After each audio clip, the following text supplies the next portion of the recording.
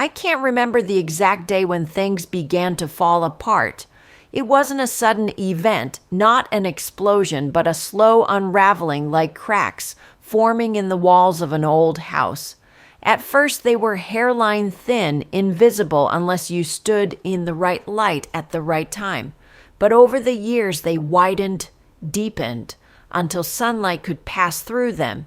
And by then I realized I had lived too long in something I thought was whole but had been broken from the start. We married in autumn.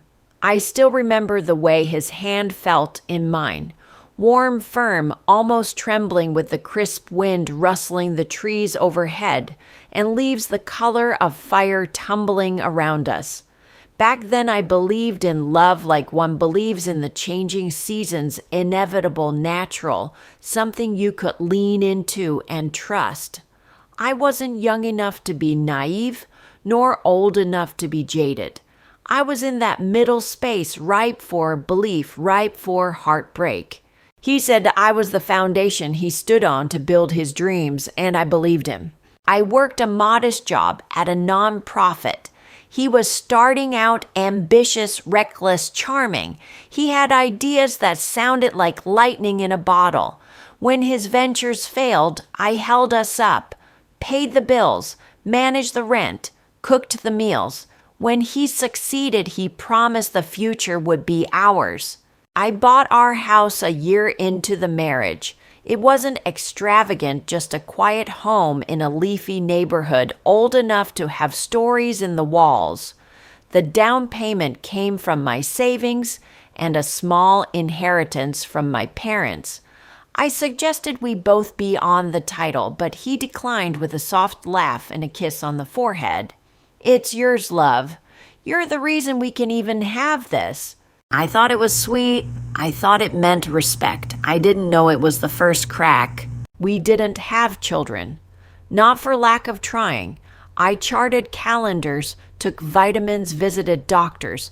There were months when I held my breath around the 28th day, and months when I cried silently into my pillow.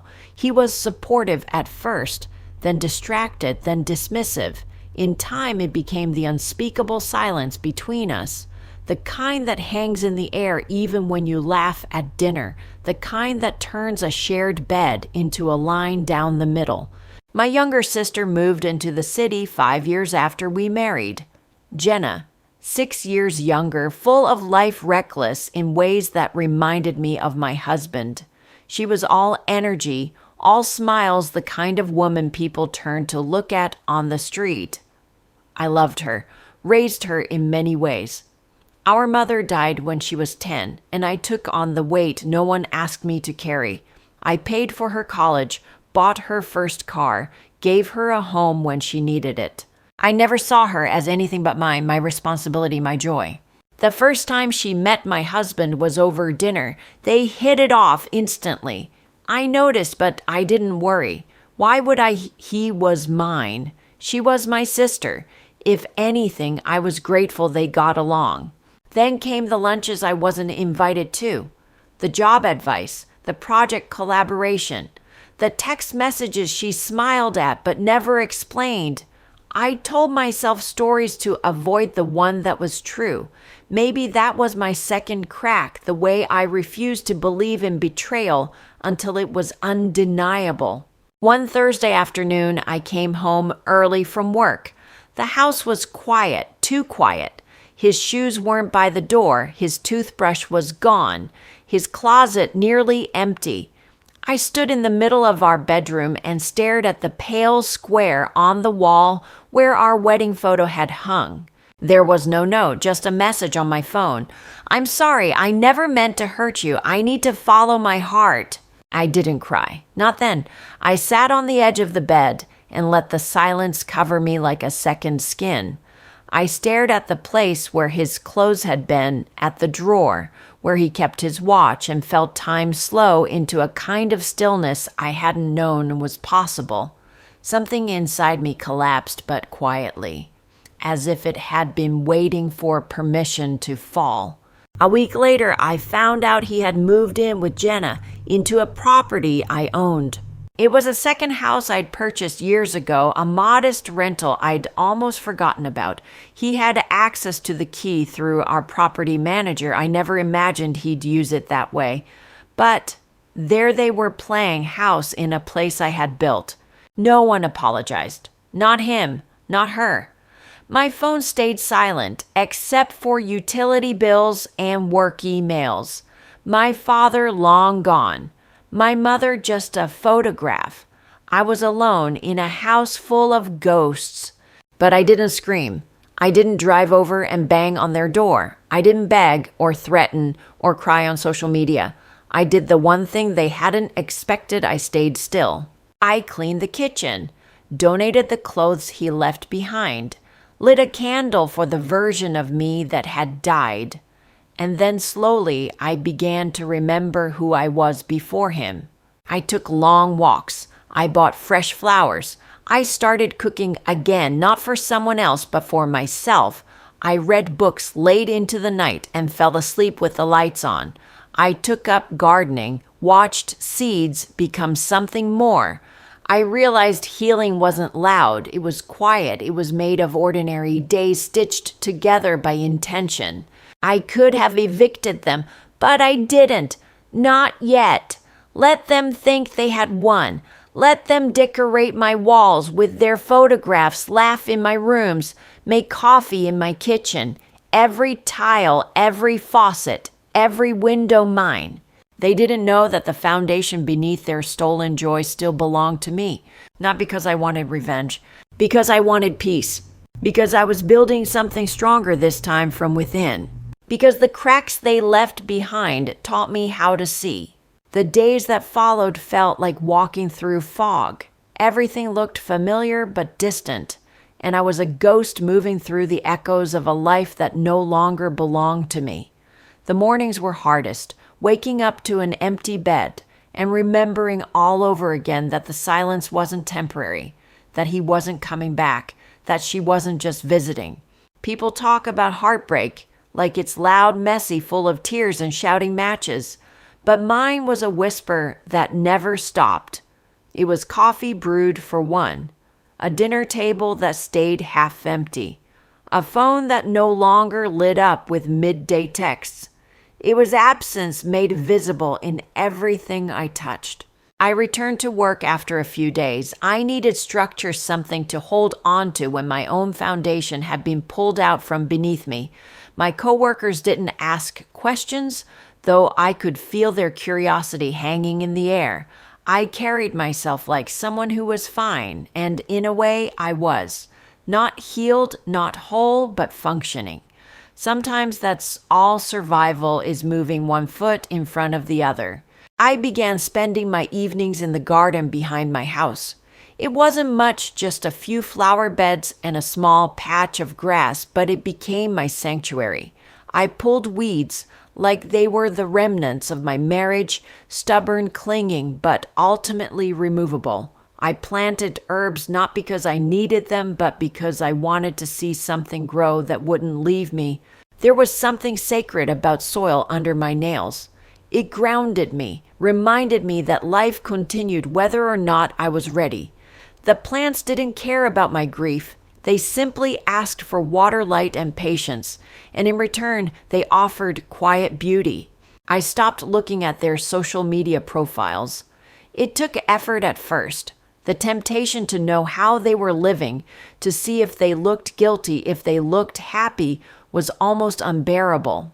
But one evening, I stood over a bed of blooming lavender and realized that their happiness or lack thereof had no bearing on mine.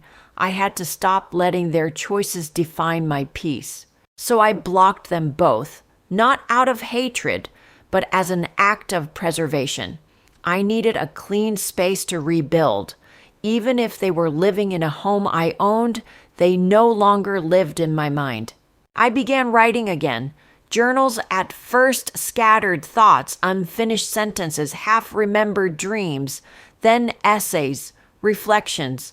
I wrote about betrayal without naming names, about grief without dramatics, about womanhood and silence and how strength doesn't always look like steel. Sometimes it looks like a woman alone in her kitchen, chopping vegetables for a soup no one else will eat and doing it with care. One day, a neighbor dropped by with a pie. She had noticed I was alone more often.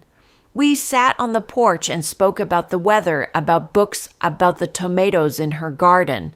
She didn't ask where he was. I didn't offer. And yet there was a softness in that silence, a recognition. We were both women who had seen things fall apart. There was no need to explain. I started taking longer walks. I wandered through neighborhoods I had never explored before. I watched sunsets from benches I had passed 100 times but never stopped to appreciate. The world felt larger, fuller once I wasn't tethered to someone else's needs. Financially, I was strained. He had taken more than his share joint, accounts, emptied credit cards, maxed small debts I hadn't noticed until collectors began calling. But the house was mine, both of them. And slowly, I started to reclaim my stability. I met with an attorney, reviewed the documents. I wasn't going to sue. I didn't want a battle. I just wanted the boundaries restored. I sent them a formal notice. It was polite, professional. I informed them of the lease terms they were in violation of, that they had 60 days to vacate or pay rent. I didn't write it with anger. I wrote it with clarity, the kind that comes from knowing what you deserve. They never responded. But 30 days later, I drove by and saw the curtains drawn, the porch light off, the mailbox empty. They had left. It didn't feel like victory. It didn't feel like revenge. It felt like breath, like space opening up again, like my life finally had room to unfold without being entangled in someone else's mess. I walked through that house the next day, room by room, touched the walls, opened the windows. There were marks, nail holes, smudges, a forgotten hairpin in the bathroom sink. But it was empty. And it was mine.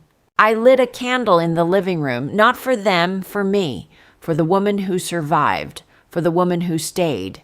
Because staying, I learned, wasn't weakness. It was endurance.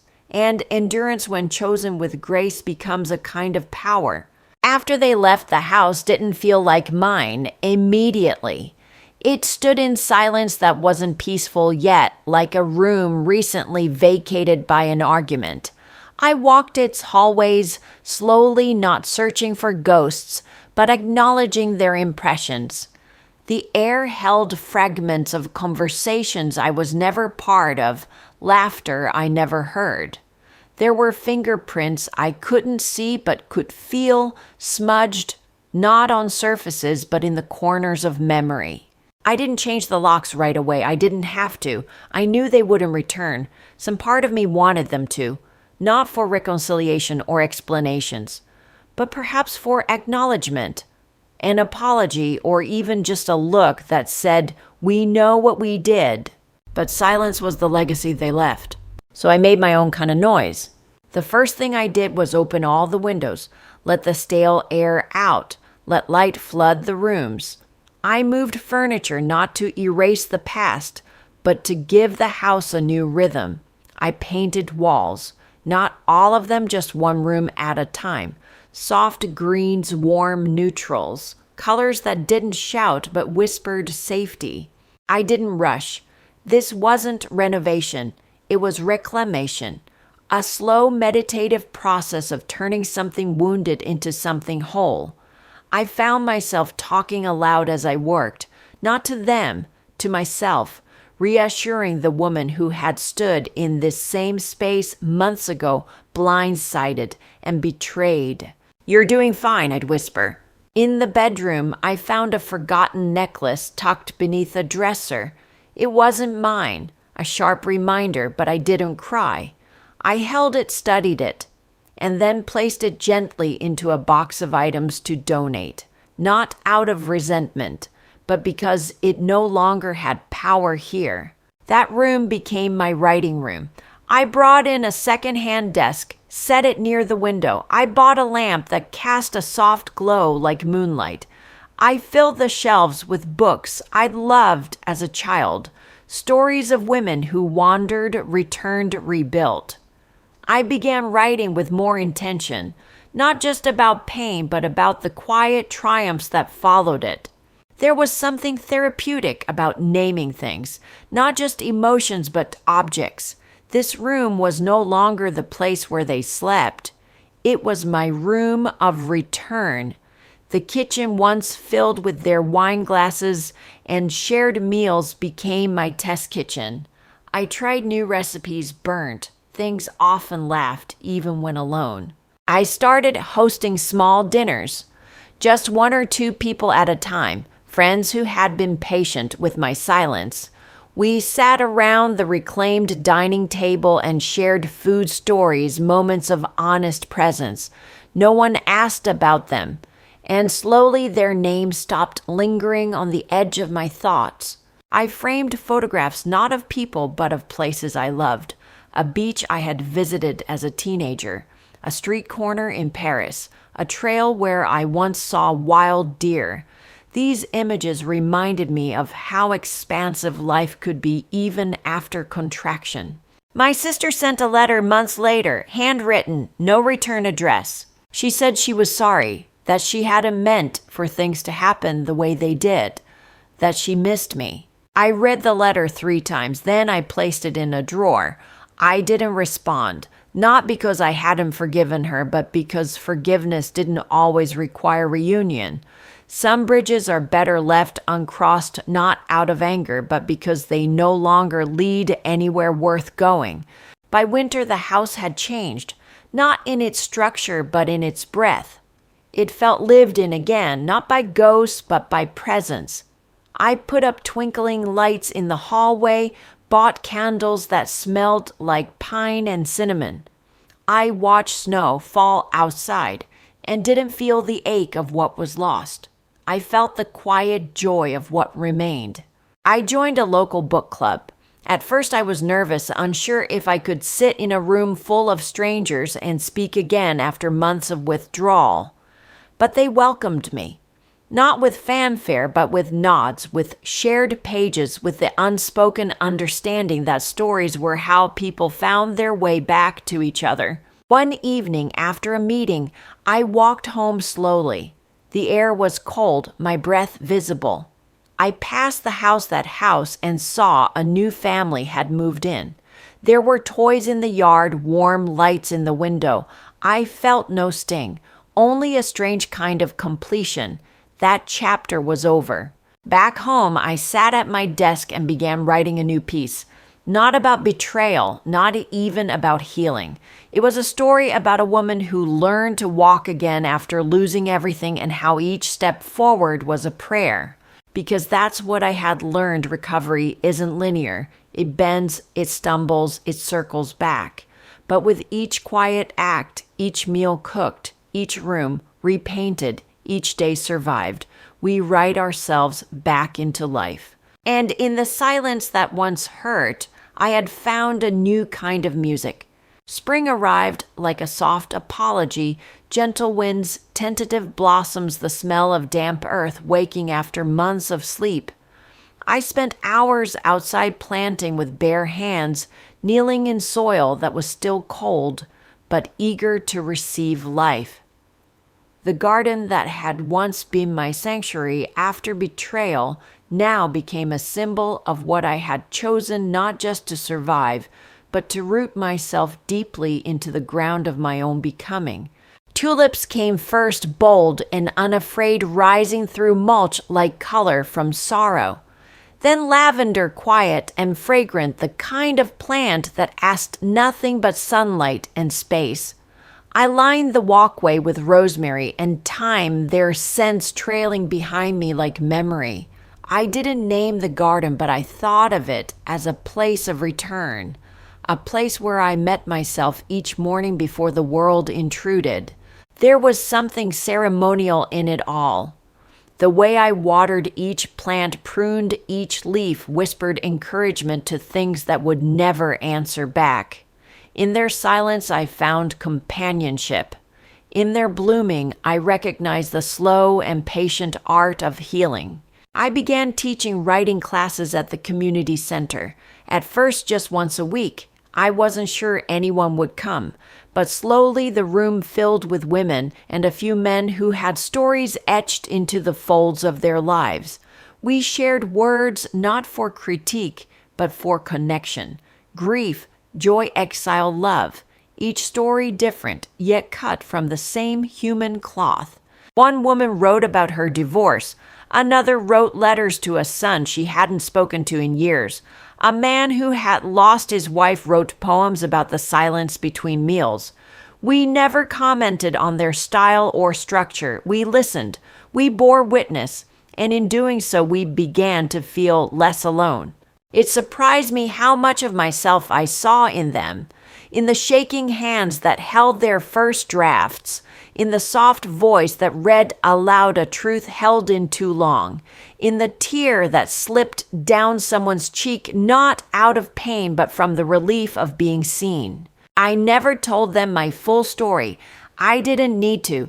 I shared pieces, fragments disguised as fiction, enough to remind them that rebuilding is not a destination, but a rhythm, one they too could learn to dance to. Outside class, I kept writing, not about him, not about her, but about the unnamed women who survive every day without applause, the ones who keep going, who smile again not because everything is perfect, but because they are learning to live on their own terms. I published an essay in a small magazine. It was called The House I Kept. I didn't use my name. I didn't need credit. The story spoke for itself. It was about a woman who was left with nothing but bricks and beams and how she turned them into sanctuary. A few weeks later, the editor emailed me thanking me. She said readers had written in saying the piece made them cry and hope. I read those messages under the porch light one evening after watering the garden, and for the first time in a long time I felt proud, not of being strong, but of being real, of allowing the cracks to remain visible even as the light streamed through them. My ex-husband's name appeared in a news article months later, something about a startup failing, investors pulling out. I scanned the piece without reaction. There was a time I would have devoured every word searching for vindication. But now he was just a name, a stranger who once shared a roof with me. I closed the tab and went back to my tea. Jenna. My sister remained absent. Her letter was still in the drawer. I had opened it once since read it aloud to myself under my breath. Not for forgiveness, not for reconciliation, just to remind myself that even those who wound us are searching for something, though sometimes in the wrong places and at the wrong cost. I traveled for the first time alone, a coastal town quiet where the sea met the cliffs with a sound that was both violent and meditative. I walked along the shore each morning barefoot in the sand, letting the wind whip through my hair without apology. I dined alone, journaled by the fire, watched the moon from a balcony that faced the endless dark. And I didn't feel lonely. I felt returned to something ancient and small and quiet in me, a voice I had drowned out for years, making space for others. She was speaking now, not in commands, but in calm invitations. Wake slowly. Eat what nourishes. Protect your peace. Write without fear. I brought home a seashell from that trip. Not large or dramatic, just a small pearled remnant of tide. I placed it on my writing desk beside the lavender sprig that had dried months ago but still held its scent. They became my altars, my reminders that we carry pieces of our healing with us, that beauty survives the storm. The garden, when I returned, was bursting. Roses had bloomed without me. The herbs were wild and fragrant. I sat on the porch and whispered my gratitude, to no one in particular, just to the air, to the soil, to the parts of me that had not given up. And for the first time, I no longer felt like a woman who had been left. I felt like a woman who had remained. Summer came early that year. The sun lingered well into the evening, draping long golden arms across the floorboards of my house. Light pooled in the corners like small blessings. I opened the windows and let the season in, not just the breeze or the scent of honeysuckle, but the promise of warmth, of ease, of slow unfolding. I no longer marked time by grief. I marked it by small joys. A recipe perfected, a book finished, the first hummingbird of the season hovering over the rosemary. These were not milestones others celebrated, but they became my private triumphs. In a world obsessed with speed and spectacle, I had chosen slowness. I had chosen depth. It wasn't a choice without consequence. There were moments when the world around me didn't understand. Friends who invited me to couples' dinners less frequently. A few well-meaning questions about when I might move on, as if healing had a finish line. I smiled through those moments, not in resentment, but with quiet knowing. I hadn't moved on. I had moved inward.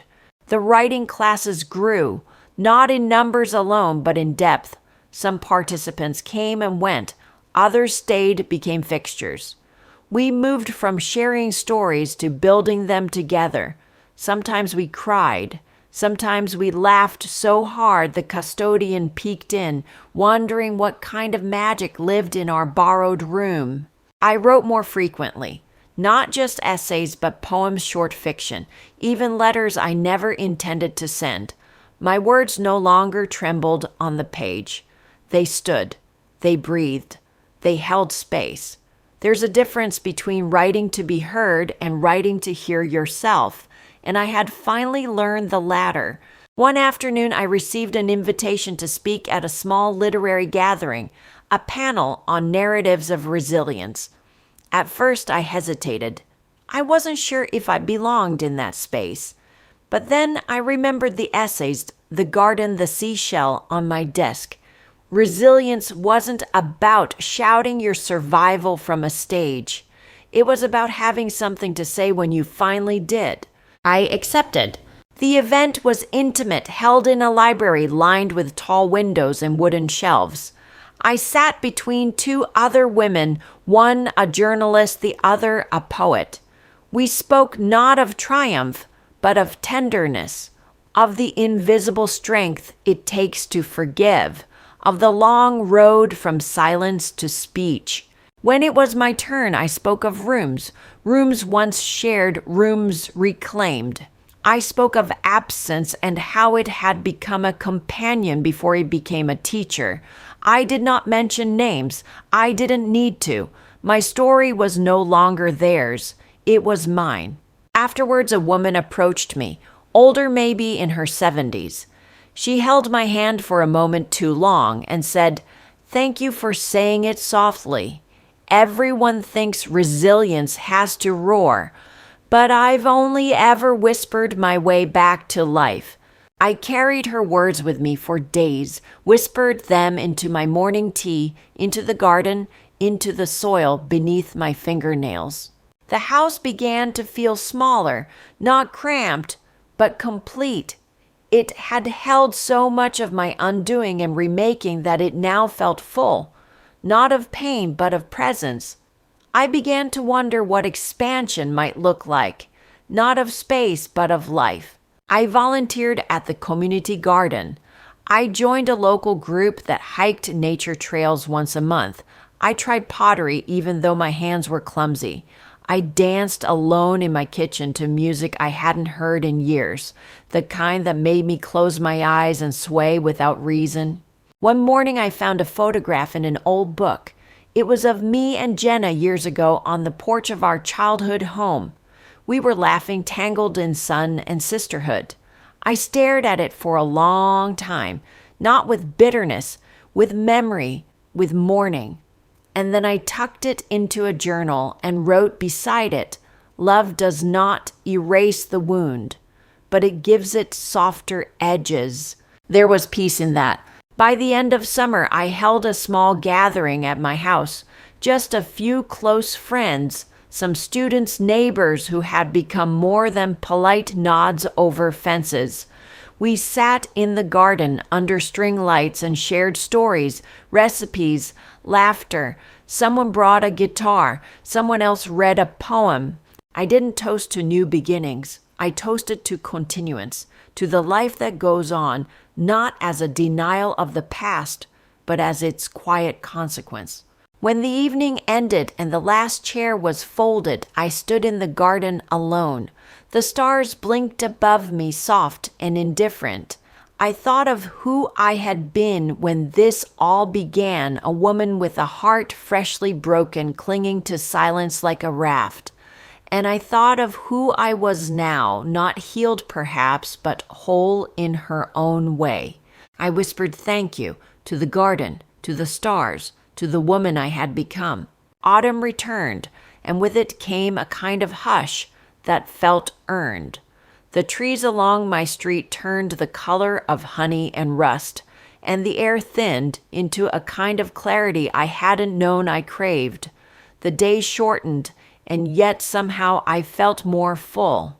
There was a rhythm to life now, not the metronome of grief or the push and pull of what once was, but something quieter, like breath, like the sound of leaves falling one by one. I moved through my days with a sense of rootedness, as if every step had a deeper intention. I baked more often.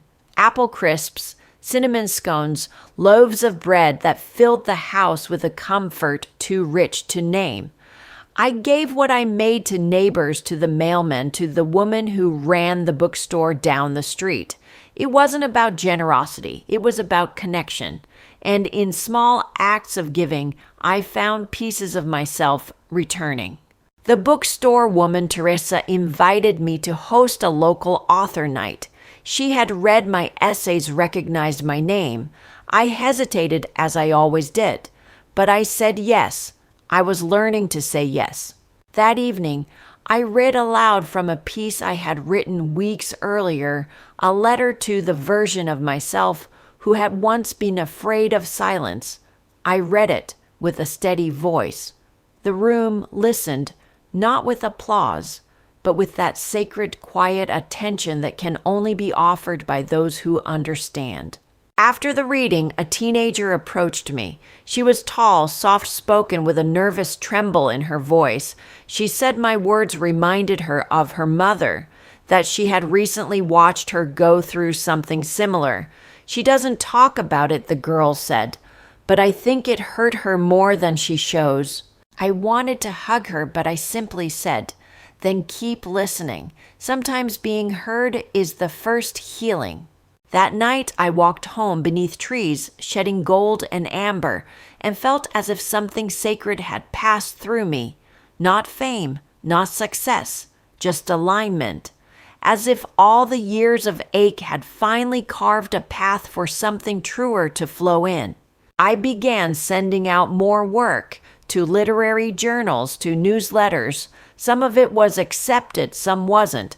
But rejection no longer bruised me. My worth wasn't waiting in a stranger's inbox. It lived in my kitchen, in my garden, in the worn spine of the notebook on my nightstand. Jenna's name came up again, but not in the way I expected. A mutual acquaintance had seen her at a retreat center out west. Healing, they said. She had spoken about shame, about mistakes, about trying to be better. I sat with that information for a long time, not to judge it, not to dissect it, but to acknowledge it. I hoped she was learning how to carry her own story.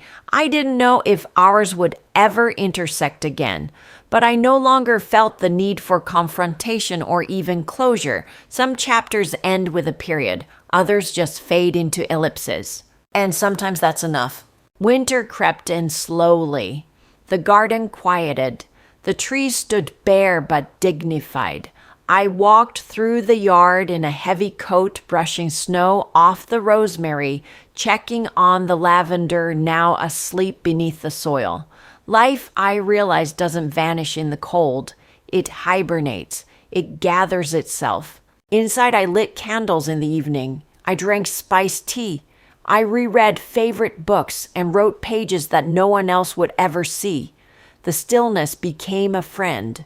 And in the stillness, I finally wrote the story I had been avoiding. Not just fragments, not just metaphors, but the whole thing from the first crack to the last echo. I didn't write it to publish. I wrote it because I no longer needed to protect it or protect myself from it. I wrote until dawn. When I finished, I printed it out page by page and placed it in a folder. Then I tucked it into the back of the bookshelf, not to hide it, but to honor it. That was my offering, my reckoning, my release. I didn't know what the future held. I didn't have grand plans, but I had mornings filled with birdsong, afternoons softened by soup on the stove, evenings wrapped in the gentle arms of solitude. And for the first time in a long time, I wasn't waiting for anything. I was simply living. The new year began not with fireworks or resolutions, but with snowflakes dusting the window pane and the smell of cinnamon lingering from the night before. I didn't feel the pressure to become someone new. I felt a soft invitation to continue being who. I had become a woman who no longer looked over her shoulder, who no longer carried the ache of absence like a second skin. I spent the first days of January clearing out closets, drawers, corners that had long gone untouched. Not in a frenzy of reinvention, but as an act of care. Each item I chose to let go of felt like a thread snipped from the tapestry of a life that no longer fit. Old scarves, paperwork, shoes with worn soles, small things but full of story. I folded them gently and whispered a quiet goodbye. One morning while reorganizing a box of keepsakes, I found a letter I had written to myself a decade earlier. It was tucked between photos and forgotten postcards. I had scrawled it during a time of youthful ambition, back when love still felt like a promise with no expiration date. "You're stronger than you think," it said, "even when you're alone." I held that letter for a long time. My younger self had been right, even if she didn't yet know the cost of that strength. I placed it back in the box, but not at the bottom. I wanted it near the top, now easier to reach. Some reminders deserved to be within arm's length. The garden remained under its blanket of snow. Yet even in its stillness, it was preparing. I could feel it. Something about the silence held potential, like a breath held waiting to be released. I checked on the beds every few days, brushed off the frost, made notes of what I might plant when spring returned. Plans made not out of urgency, but of quiet hope. It was during one of those walks through the backyard that I found myself wondering what love might look like now. Not the kind I had chased in my 20s, nor the type I had defended in my 30s, but something gentler, wiser, rooted in kindness more than passion, in steadiness more than sparks. I didn't feel lonely, but I did feel open. That openness brought new people into my life. A new member joined our writing circle, Michael, a widower in his early 60s with a calm voice and hands that had clearly built things. He wrote stories about wood, about rivers, about quiet fathers and patient sons. He never spoke too much, but when he did, it was with a clarity that made everyone lean in. We struck up conversations after class, not flirtation, just presence. He asked questions that felt sincere, listened without interruption. There was no chase, no performance, only ease, a familiarity that didn't come from history but from alignment. Over time, we began to share more. Walks after class, book recommendations, once a quiet lunch at a cafe that overlooked the lake. He never asked about my past. I never asked about his. We both seemed to understand that some things, when spoken too soon, lose their shape. And yet, in the quiet between us, something softened. It wasn't romance in the traditional sense. It was companionship, mutual respect, the feeling of sitting beside someone and not needing to fill the space with anything but your breath. One day, as we walked along the edge of the frozen lake, he pointed to a tree with a wide trunk and bare branches. I planted one of those with my wife. First year we moved into our house, he said. He paused, then added, "It still stands." I nodded, feeling the weight and lightness in his words. I thought of my own house, my own trees, and how much they had witnessed. We didn't make promises. We didn't name whatever was forming. We simply kept showing up. And in that consistency, I found something I hadn't expected: comfort. Spring eventually came. The snow melted slowly, revealing green shoots that had waited patiently beneath the frost. The garden yawned open, hungry for sun. I planted new herbs, moved the lavender to a sunnier spot, started a small section for vegetables. Michael came by sometimes to help. He brought tools, compost stories about soil and seasons. We worked side by side without needing to say much. Our silences were full of meaning. I didn't need him to save me. I didn't need a new story to replace the old one. I had written enough chapters to know that some lives are not defined by plot twists, but by quiet turns, soft openings, gentle arrivals.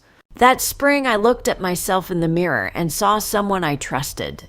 Not someone unbroken, not someone untouched by betrayal, but someone who had returned to herself piece by piece. Summer crept in with golden evenings and slow, forgiving mornings. The air grew thicker with scent, lavender, basil, ripe tomatoes on the vine, and the garden transformed into something that felt not just tended, but loved.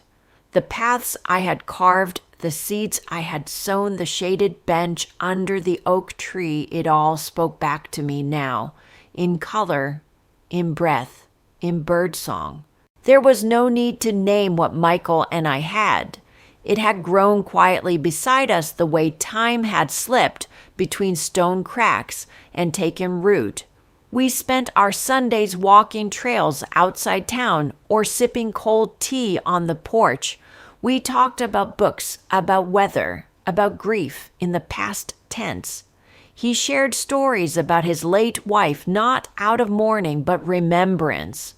I listened not out of obligation, but presence. I never told him everything, but in the small ways I told him enough.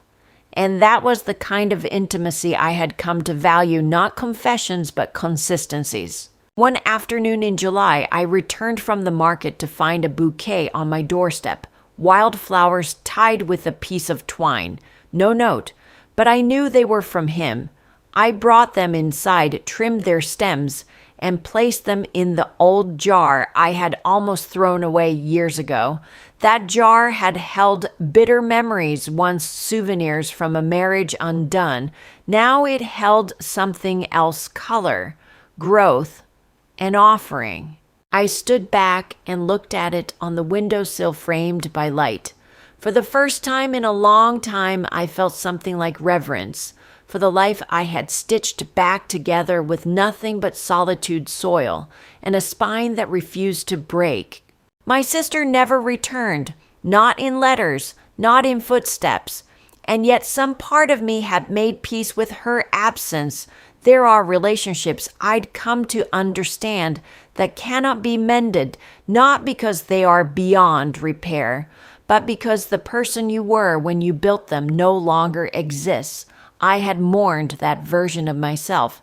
Now I chose to protect the woman I had become. Autumn came again. Michael's tree outside his home turned copper and crimson, and we began sharing more meals together. We never lived under the same roof. We didn't need to. I had spent too many years defining home by proximity. Now I knew home was where I could breathe, where silence felt safe. I submitted a manuscript, a collection of essays loosely woven around the idea of reclamation of spaces, of names, of voices. I didn't expect much, But one morning in late October, I received the acceptance email. We'd be honored to publish your work, it read. Your words carry weight, but also wind. I read it twice, then again, not with disbelief, but with gratitude. It wasn't validation. I felt it was completion, like something had been waiting in the wings and now it had stepped forward into light. Michael was the first person I told. He smiled that quiet, steady smile of his and said, "It was always in you. The world's just catching up." I celebrated in my own way. I lit candles throughout the house. I walked the garden paths barefoot. I opened every window and let the wind through. And then I sat at my desk, opened a new notebook, and wrote the first line of whatever came next. Not because I needed to be heard, but because I had found a voice that no longer trembled. This house, the one he left me in, the one they had moved into, the one I once walked through like a stranger, was now unmistakably mine. Not because I owned the deed, but because I had filled it with breath, with stories, with quiet triumphs that no one else could name but me. Sometimes late at night, I walked through its rooms with nothing but the moonlight guiding me. I would pause in the hallways, fingers grazing the edges of door frames, and smile. Not everything that breaks stays broken. Not every wound stays open. And not every departure leaves you empty. Sometimes when someone walks away, they make space. And sometimes when someone betrays you, they unknowingly give you back to yourself. This was not the story I would have chosen, but it became the one I needed. And in the house that once held my grief, I now lived in peace. Not waiting, not mourning, just living. Piece by piece, breath by breath, in a life entirely my own.